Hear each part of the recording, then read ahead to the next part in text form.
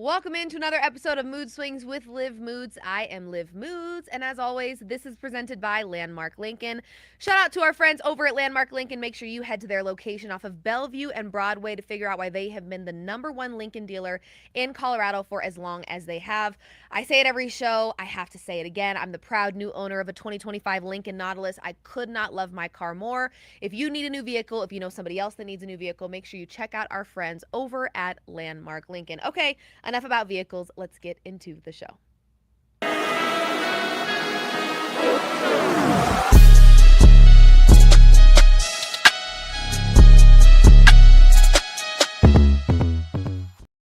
Hello, everyone, and welcome in. I actually left my laptop at home, so I'm going to be using my phone today to just kind of look at some notes that I was taking last night as I was prepping for the show. I'm going to first let everybody know that we are live, of course. And if you're here, make sure you hop into the comment section and let me know that you're here. I am able to see comments, so I can just say hello to you as they pop up. We'll put a couple of them on the screen as the show progresses. But there are many, many, many, many things that I want to talk about today.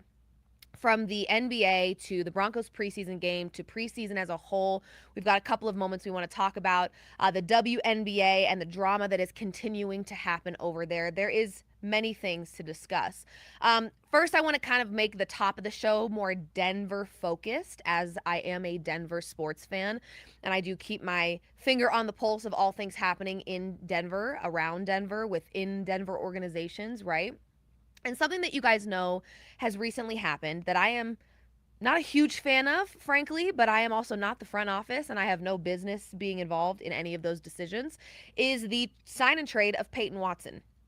Now, the Denver Nuggets, just to give you a little bit of background here, the Denver Nuggets pretty much declared in this offseason, following a very embarrassing postseason performance, that they were going to do everything they could to keep Peyton Watson. They wanted him in Denver. Unfortunately, we've heard that exact tune before, right? We've heard them sing the same song before, unfortunately. We heard it with Bruce Brown after they won a championship. He's our guy.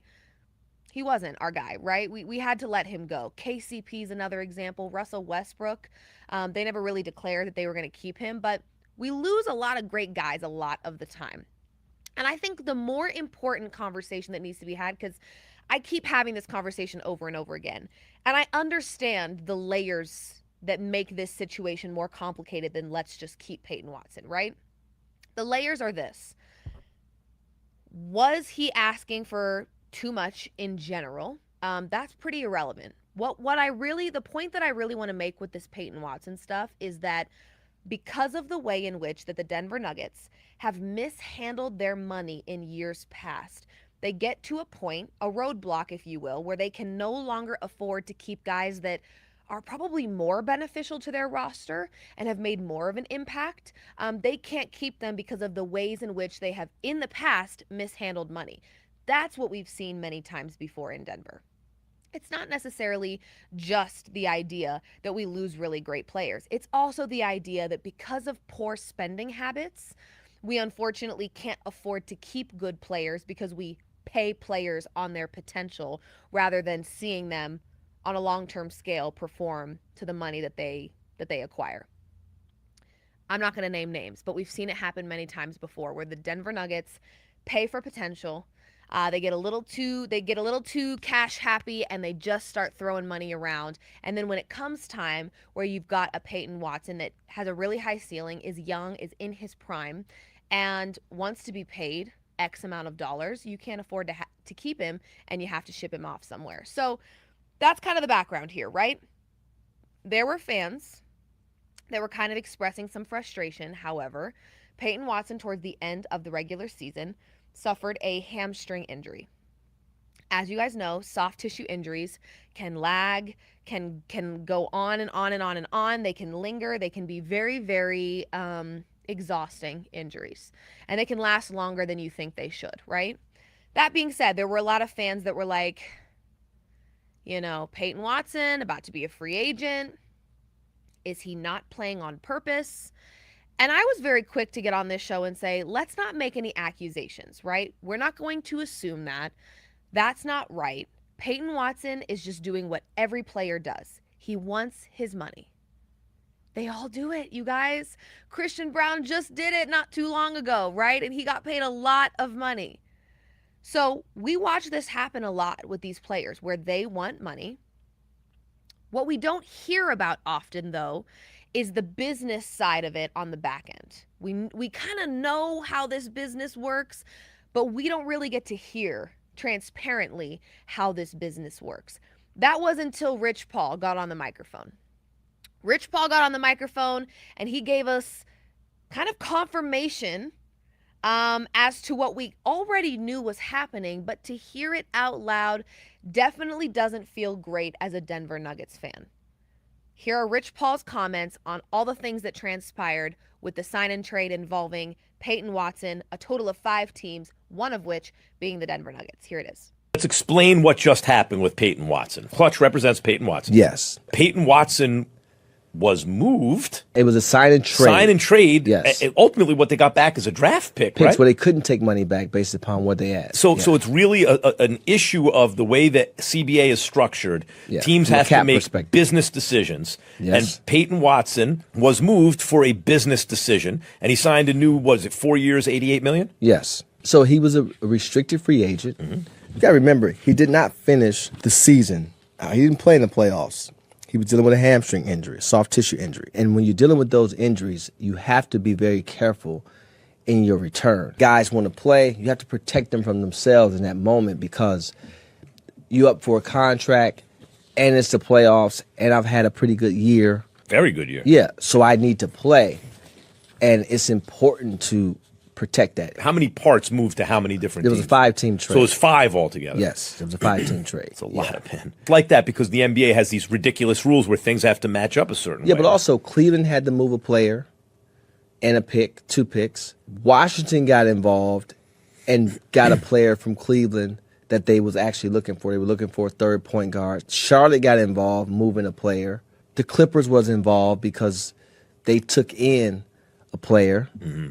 And so, I mean, that is a lot. So what we kind of gathered from this is that Rich Paul kind of confirming that he maybe encouraged Peyton Watson not to play, not to push it, not to rush back from injury, not to be available to his team in the playoffs because there was a deal on the line. And there was a large deal that Rich Paul was working on for Peyton Watson, and he wanted him healthy. Here's the deal. I want to make this very, very clear.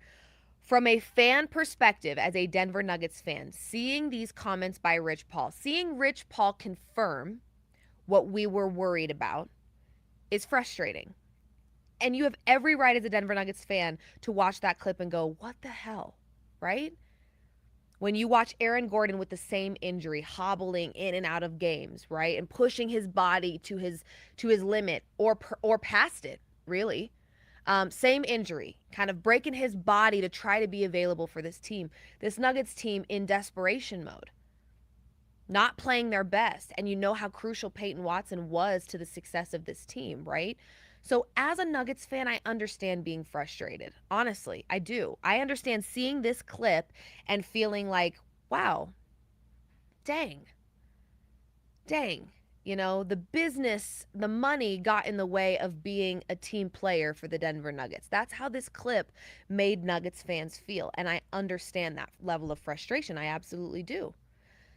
That being said, being someone that talks about, studies, covers the NBA, I also understand the business side of the NBA. From a business perspective, if I'm trying to put myself in the position of Peyton Watson, who's being told things by Rich Paul, who we'll get to in just a moment, has the most insane client list in the NBA, I understand it from a business perspective, right? I absolutely do. Keep in mind, folks, this happens a lot. This is just the first time we're hearing an agent of the caliber that is Rich Paul get on the microphone and admit it. But we know this happens all the time. We know players hold out until they get paid. We know players don't want to put their bodies on the line unless they have a bag. We know this to be true. This is just the first time that you've got somebody of Rich Paul's caliber confirming it for the public. And if I'm honest, I don't love that Rich Paul did this. I really don't. I actually don't love that Rich Paul made it public and told us what we were already kind of suspecting, right? We all knew it. Deep down, we know that there's a business side to the NBA, and we knew that there was probably some of those conversations being had. We didn't need to know it though, right? And what I don't like about Rich Paul being so transparent about it is it kind of puts a bad taste in Denver Nuggets fans' mouth as we're saying farewell to a guy that I would rather just be on good terms with, right? And I will always be. I have nothing but respect and admiration for Peyton Watson. You guys know how I feel about him as a teammate, as a player, as a human. I really, really like Peyton Watson.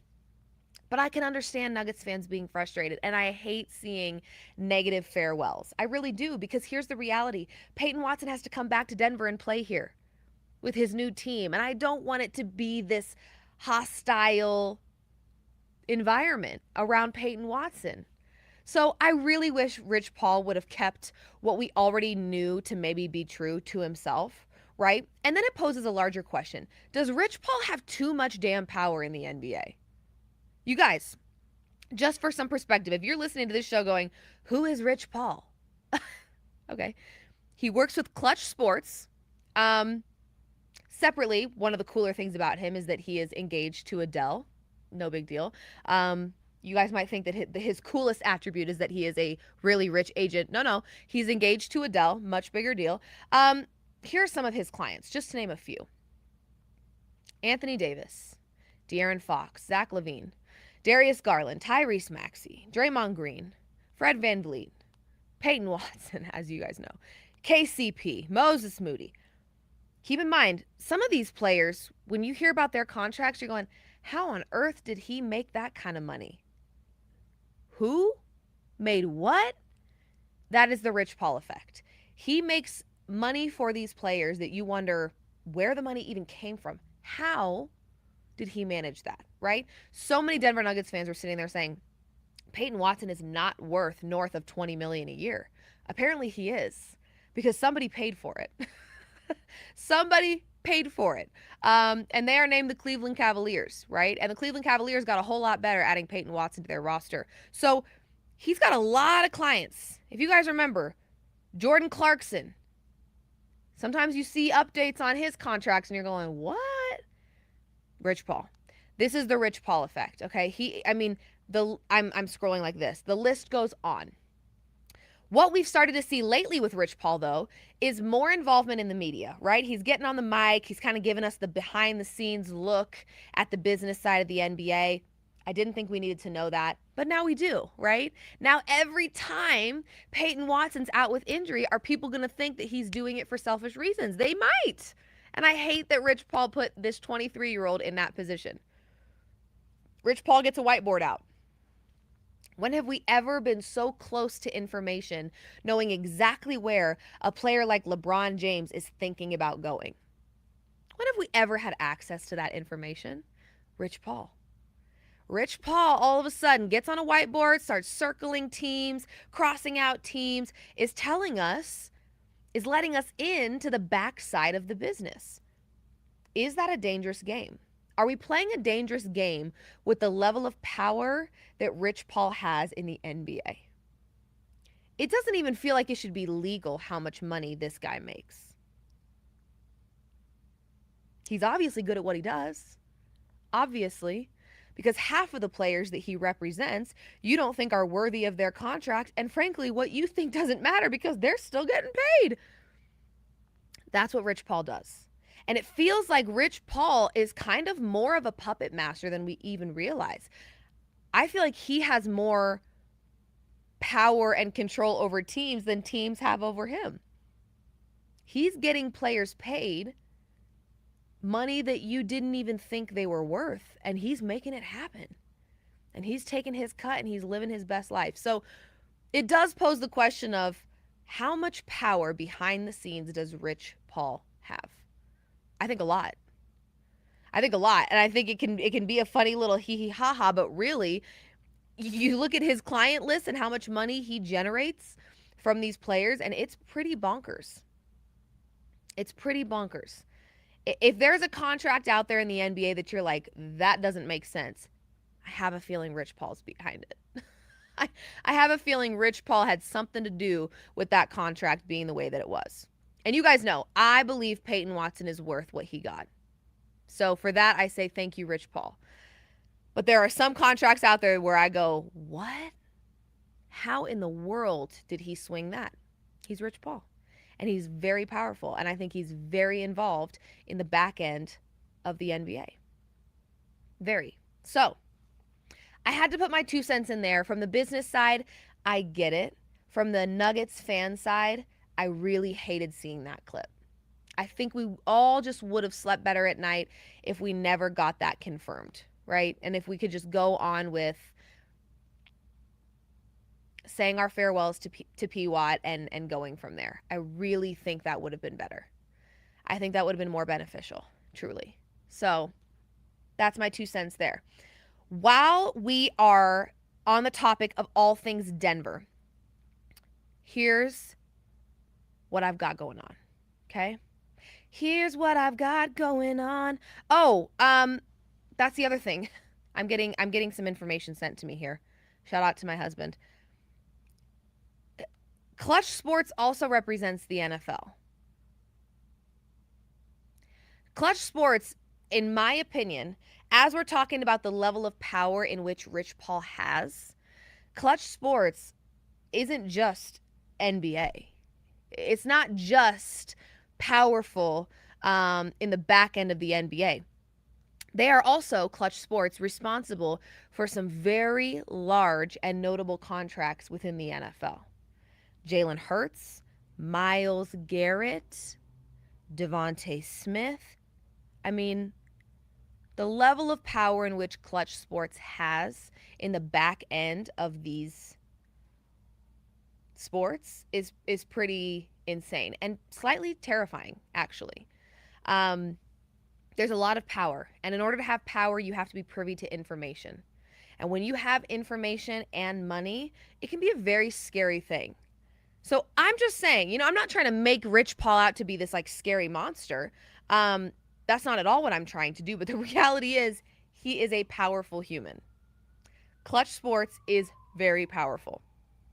And the more that we get like these little, no pun intended, nuggets of information about the back end of these businesses, the more we're going to start seeing a side of the business that I don't think we need to know about. Does that make sense? Some things as fans, we don't need to be let in on. Don't tell us how we got here. We're a little too involved in information these days, and I think social media plays a large role in that, where we know too much. Some things we shouldn't know about. And the more we're seeing Rich Paul make these media appearances and kind of let us in on the behind the scenes look, the back end of the business of the NBA, and the Clutch Sports is also involved in the NFL with some very notable players, we're going to start learning things that we don't want to know, right? That's kind of how I felt about Rich Paul and the clip in regards to Peyton Watson. I didn't want to know that. I think Nuggets fans had their doubts and kind of thought maybe, just maybe, Peyton Watson was encouraged to not play because he had a deal on the horizon. I didn't want to hear it, though. I didn't, because as a fan, it did suck to hear. It did.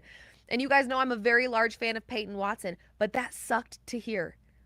From the business side, I understand it, because I think it happens more often than we realize. This is just the first time it's being confirmed to us.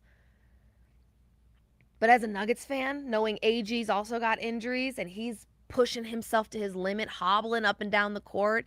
The Nuggets are in desperation. P. Watt is extremely valuable to this team and not playing. And then you hear that from Rich Paul and it's like, ugh, I wish you hadn't told me that. Some things are better left unsaid. And I think Clutch Sports is slowly starting to expose the back end of these businesses, and it could be a dangerous thing. Does Rich Paul have too much power in the NBA? Is Clutch Sports taking over as the puppet master of these businesses? Maybe. It's something to think about. Okay, let's move on. I'm done talking about Rich Paul. I do want to talk about Denver sports. Obviously, that was kind of my intro into Denver sports, talking about the Peyton Watson stuff. I had to address it, you guys. I really, really did. That being said, we need to talk about the Denver Broncos preseason game. No, truly. That's how I feel. Yucky! Yuck. Don't like it. Yuck. It was not great, honestly. It wasn't. It was not great. I think what made it more ungreat, if you want my true, honest answer here, is this. The first preseason game was electric versus the Atlanta Falcons, right? You saw our defense playing at a more prestigious level than they did last season. Wow, okay. Love to see it, right? You're seeing Riley Moss, you're seeing Jahdae Barron, you're seeing a lot of really good moments. And you're seeing the offense do what they do. You're seeing Jonah Coleman, the veteran, right? Honestly, I'm going to call him that because that's really what he looked like in the first preseason game. Then you get to the Packers game. 33-13 Packers. Yeah! Hate to see it, really. Now, Jordan Love and this offense, they've never been bad, right? So you also knew going into this one, while Jordan Love was playing, you were going to get some good moments out of them too. I want to start, of course, by complimenting Bo Nix. To all the Bo Nix haters, this one's for you. Read it and weep. 6 of 9. He only played 10 to 15 snaps or something. I don't know. 6 of 9, 76 yards, 1 passing touchdown, 0 interceptions. Didn't get sacked, didn't rush at all, but was making some pretty solid throws. His passing touchdown was to RJ Harvey. Got to see RJ Harvey a little more involved. I liked that. You've got a lot of really great pieces involved in this offense. An absolute bomb. 35-yard pass to Jalen Waddle. That one made me feel something. I'm going to be honest. I was like, okay, now I know why we brought this guy here. Love to see it. You saw little Jordan Humphrey get involved as well in this offense. What I really did see was throughout the entirety of the preseason game, whether it be Ellinger, Bo Nix, Jarrett Stidham, you saw a lot of people involved offensively, which is a really great thing. You don't want to see the same faces. You don't want it to be the same players every single game making an impact. You want it to be diversified, if you will. I felt like we got that in this preseason game. That being said, I'm going to be honest. Our defense looked a little tired. Yes, they looked a little sleepy. They were asleep at the wheel just a little bit. Now, it's just a preseason game. And I know you're going to say, wait, but Liv, the first preseason game, you said the Broncos were winning the Super Bowl. I know what I said. Why are you harassing me? I know what I said. And I meant that. That being said, it is just a preseason game. And you're not going to, whoever wins the Super Bowl this year is not going to show their best at the preseason. In fact, you want the players to get better every game. You don't want to see their best right now. What I love about the Denver Broncos, before you get all mopey and sad about what we saw versus the Green Bay Packers, because guys, it wasn't great. Our defense looked a little slow and tired. Our offense looked promising, but we got outplayed. Period. 4 quarters, got outplayed. Here's the deal. This was just a preseason game. But here's the better deal. Sean Payton doesn't view this as just a preseason game. That pissed him off probably the same way it does in a championship game in the playoffs. He doesn't like being embarrassed. One could argue that was maybe a little bit of an embarrassing showing for the Denver Broncos, right? 33-13, the Packers come out on top. And I don't feel like there was one point in that game where the Denver Broncos had the momentum. So, the truth is, Sean Payton is not satisfied with what he got. Whatsoever. Like at all. Which means he didn't take that loss lightly. Practice will be harder than it's been, and they will learn from the mistakes and they will move on. That's all you can ask for, right? Some teams, some coaches, some players will go, it's just preseason, we're good. That'll get you in trouble.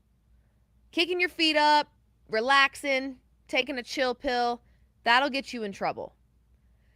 But looking at this game and going, that was embarrassing and it will not happen again. So what I'm excited to see from this Denver Broncos team following this preseason game is the improvement that we get from now until the next game. Because I think you will see improvement. I know for a fact Sean Payton wasn't happy. He said that. He doesn't care that this is preseason. It's all the same level of embarrassment to him, and he's not letting it happen again. So that's the positive we take away from this. It is just a preseason game, but we don't have a coach that views it that way. Amen. Hallelujah. Let the crowd say amen. Yes, amen. Okay, let's move on. We're talking about football, right? Gots to talk about that hot mess express of an organization out in Cleveland. Cleveland Browns, my God, what are you going to do?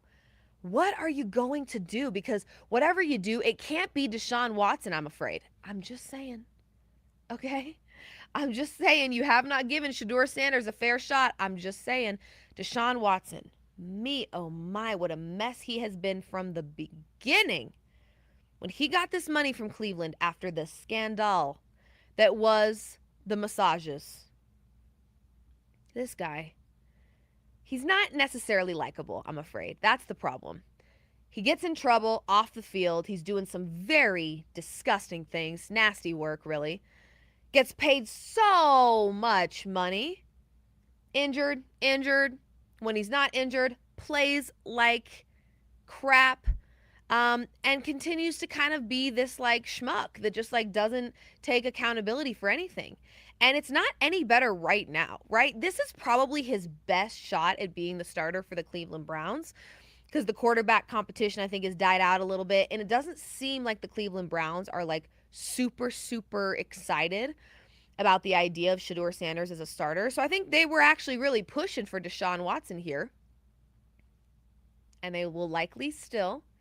Okay, despite this moment, Deshaun Watson gets to the podium and kind of makes his little comments about the Cleveland Browns fans booing him. Here's what he had to say. Man, I didn't have no reaction. I think the biggest thing is, I think you guys know too, and I think the whole world knows. It has nothing to do about the performance. It's a little bit personal than that. So, I think that's it's a disrespectful thing. So, yeah, I mean, I'm going to keep whatever I feel with me and my family internally on how I feel about that. And, yeah, just move on. But don't you think, Deshaun, that winning and playing better would eliminate some of that booing? Last time I played on this field, I tore my Achilles. And that same fan base, they cheered when I got hurt.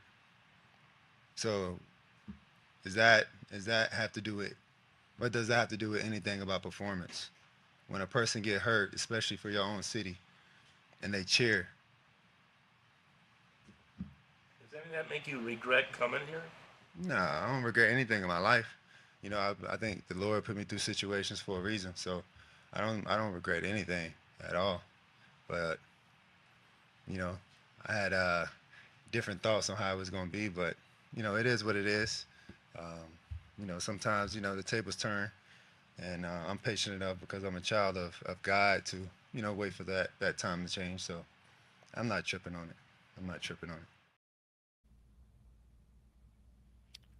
Anyway, so if you guys caught that, he said, you guys know it has nothing to do with performance. Hey, John, let's roll that second clip, shall we?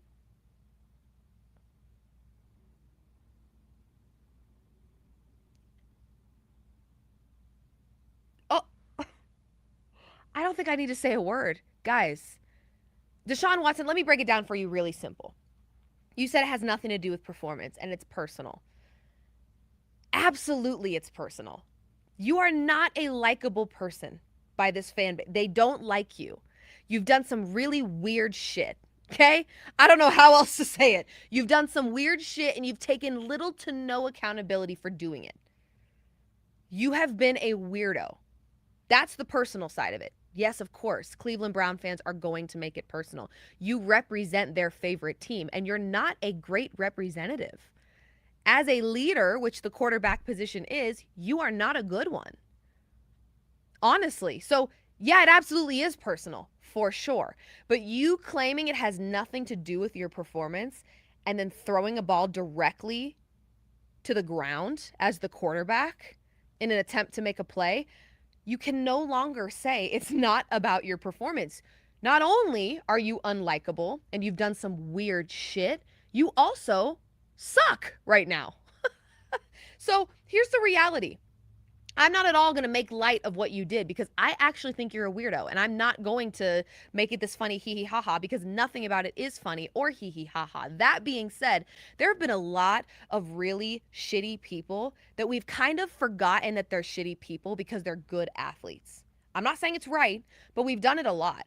There's been a lot of really bad behavior that a lot of people are willing to overlook when you play really well and you win football games or basketball games or whatever games. That's what sports fandom does to some people. Some of us will never forget about bad behavior, I being one of them. I will always remember the weird ass shit that you did. Excuse my French, but I will. You had very, very bad decision-making skills. You did some really bad things, and I don't care how good you play. I'll never forget about that. That being said, there are some people that if you play well enough would forget about how bad of a person you have been. The problem is you have yet to take accountability for being a bad person. You've done weird shit and not addressed any of it, and you're playing really bad football. So there's not one positive that Cleveland Brown fans can draw out of having you as their quarterback right now. You're not a leader. You don't represent anything that most of them stand for, and you don't play well. So you claim it's personal and it has nothing to do with your performance, but that's absolutely a part of this. Yes, absolutely. Here we are yet again, no accountability taken. And in order to be a good quarterback, a successful quarterback in the NFL, you have to be able to take accountability. We watched you not take accountability for being a bad, weird person. And we're also watching you not take accountability for being a bad quarterback. So I absolutely do not blame the Cleveland Brown fans for booing you and not wanting you to represent their team. So you can claim it's only personal and has nothing to do with your performance, but it has everything to do with everything that you're being. A weirdo, someone who lacks accountability, and a bad quarterback. It's that simple. So I don't know how else we get you to understand where we're at here, but there have been a lot of players in the history of sports that have done really bad, weird things and gotten in trouble. And we sometimes forget about it because they play good football, basketball, whatever the case. Most of us don't forget, we'll always remember, but you kind of stop talking about it when you give us something new to talk about. The only thing we can talk about is bad, negative things, because that's all you've shown in your personal life, off the field, and on the field. It's all bad. It's all negative. So you can, again, not take accountability for your actions, but at the end of the day, you're not making any friends out there. You're just not. You're just not. And you're not playing well enough to have an attitude with the fans. I'm just saying. You don't act well enough, you don't behave well enough, and you don't play well enough to have an attitude with your fan base. Okay? All right, let's move on. That felt pretty good. Anyway, in the world of basketball, again, we have to talk about everything that is happening with the WNBA. If you guys did not see it, here's what's going on. As you know, Kanter was one of the individuals that declared for the WNBA draft to send a message to the WNBA about the potential of transgender athletes in the league. Keep in mind, this is not a current issue yet. This is just something that has been talked about. There's been some discourse. And Kanter was one of the people that said, all right, I'm going to declare for the WNBA then. And at first, what he claimed was, I am doing this to protect women's sports. I want to protect these athletes. Awesome. Okay. I don't agree with the way in which you went about it. I think you're making a mockery of a very serious conversation that needs to be had. But that was originally his claim, is I am doing this to protect women and women's sports. I never bought that. I was never buying what he was selling. It felt very much, I haven't played since 2022. I'm starting to, drift into the horizon. Nobody cares about me anymore. Nobody talks about me anymore. I want to stay relevant. So how can I be clickbaity, rage baity, and get some attention? That's what it read to me. It was very much attention-seeking behavior. I never one time bought the narrative that he was doing this to protect women's sports, because frankly, there's a million other ways that I could come up with that are more effective in actually protecting the integrity of the sport and the women athletes that are playing it. So I never bought that BS from him, that he was protecting women's sports. No, you're attention seeking. You're desperate for attention. That's what's happening here. Well, Enes Kanter puts on a t-shirt and goes to the WNBA game and gets into an altercation with a player that is on the court playing basketball, Natasha Cloud. He gets into it with her. They're screaming back and forth. He's sticking his arms out. He is loving every bit of the attention that he's getting. We have a clip to show you exactly what happened at the game. Here it is, Enes Kanter and Natasha Cloud going at it in the middle of a WNBA game. 6-point basketball game. Chicago staying in it. Natasha Cloud. And right before the break, this was the scene inside Wintrust Arena after Natasha Cloud got that bucket. She wanted her voice heard. We have talked about the conversations surrounding the W. That is Enes Kanter in the building today. And he has voiced how he's felt about the situation. Natasha Cloud voicing her opinion as well. Kanter was just escorted out. This was never about protecting women's sports, you guys. This was never about protecting women athletes. I need you to understand that, regardless of how you feel about the issue at hand and the message that he's trying to send, whatever you believe message he's trying to send, remove that from it completely. The way in which he went about it proves to me he was never doing this for the good of women athletes, to protect women's sports. It was never about that. It was always about staying relevant for him. He wanted attention. He wanted it really bad. So he said, let me take a very serious issue, actually. Let me take something that is a very serious conversation and make it satire. I think we've lost the plot, Kanter. I really do. I believe we've lost the plot here. It was never about protecting women as you claimed it to be, ever. It was an attempt to stay relevant because you haven't played in God knows how long, and we're done talking about you, and you want to be relevant, so you get yourself involved in this clickbaity, rage-baity nonsense all over social media in an attempt to push a political agenda, because that's unfortunately what this conversation turns into, and we know that. Whether it should or it shouldn't be, we know that that's what this turns into, and it's exactly what it's turning into. I posted my opinion on the matter, and every comment became political about which way I voted. Every last one of them. We know exactly what this conversation turns into. And he's now made it more about himself than about the athletes he claimed to be protecting. He just wanted attention.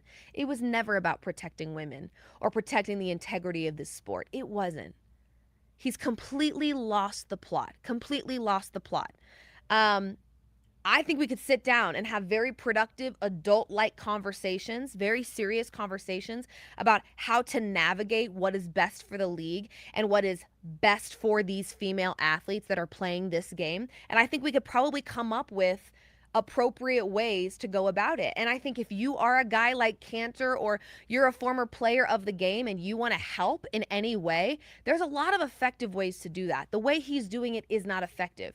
You're protecting women's sports by going toe to toe and arguing with the very people you're trying to protect. It's not effective. It's just attention-seeking behavior. And what I have always had a problem with is, do not hide behind something else to push your political agenda. Say with your chest how you really feel and what the real problem is. Do not hide behind the WNBA to send a message that you're scared to say with your chest. Tell us what you really have an issue with. Because protecting the sport and the athletes that play it was never your problem. Your problem is much bigger than that, but you're too scared to say it. That's my issue. Do not hide behind a league that has worked so hard to be taken seriously by the masses. Now hide behind that league and make it this reality television entertainment situation to push your political agenda. Say with your chest what the real problem is, because I know what the real problem is for most of you. But you're going to hide behind the claim that you're protecting women's sports. When have you ever given a shit about women's sports? Get real.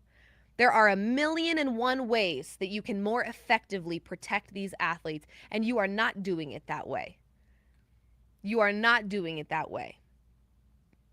You are being a desperate attention seeker, hiding behind a league to push your agenda.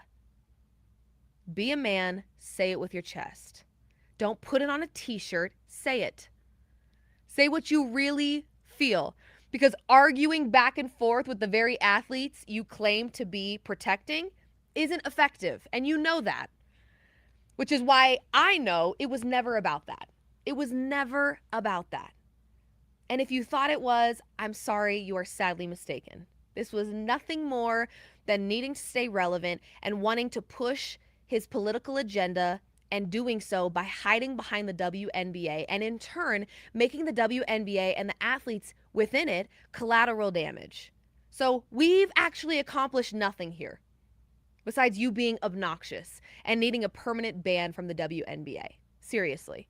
So it was never about protecting women. I'm all for protecting women and women's sports and the integrity of the sports and the athletes that play it. Absolutely. But there are 1,000,000 other ways that we could more effectively do so. This has nothing but I'm trying to stay relevant written all over it. And I want to push my political agenda, but I'm too scared to say what I really want to say. Say it. Why does it bother you so much? Tell me why it really bothers you, because I know why.